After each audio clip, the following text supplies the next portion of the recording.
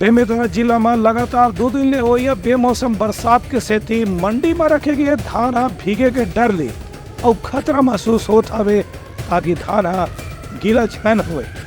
एक बार कलेक्टर दिन आवे दिशा निर्देश ताकि धान ला ढक के और सहज के रखे जा सके।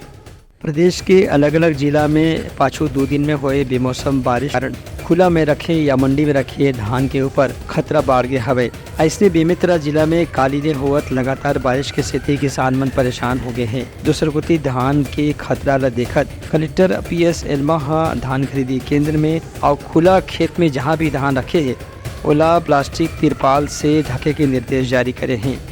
कलेक्टर के कहने हैं कि समिति वाले पदाधिकारी मन ला अपन इलाका में धान के सुरक्षा की जिम्मेदारी दे गए है। धान खरीदी 129 केंद्र हैं जिले में। सभी जगह पूर्व से ही त्रिपाल और कैप कवर की व्यवस्था के निर्देश दिए गए थे और उम्मीद है कि सभी जगह व्यवस्था होगी। फिर भी मैंने DRCS, उपपंजीयक सहकारी समितियां, मार्केट के अधिकारी, फूड ऑफिसर, उनके सारे सुपरवाइजर अधिकारियों को फील्ड पर सभी 129 खरीदी केंद्रों पे भेजा हुआ है सवेरे से, ताकि कहीं पर किसी प्रकार की दिक्कत ना हो। अगर नहीं भी है तो भी कहीं से भी व्यवस्था करके धान का ढकाई शुरू हो और धान खराब ना हो या वर्षा से ना भीगे।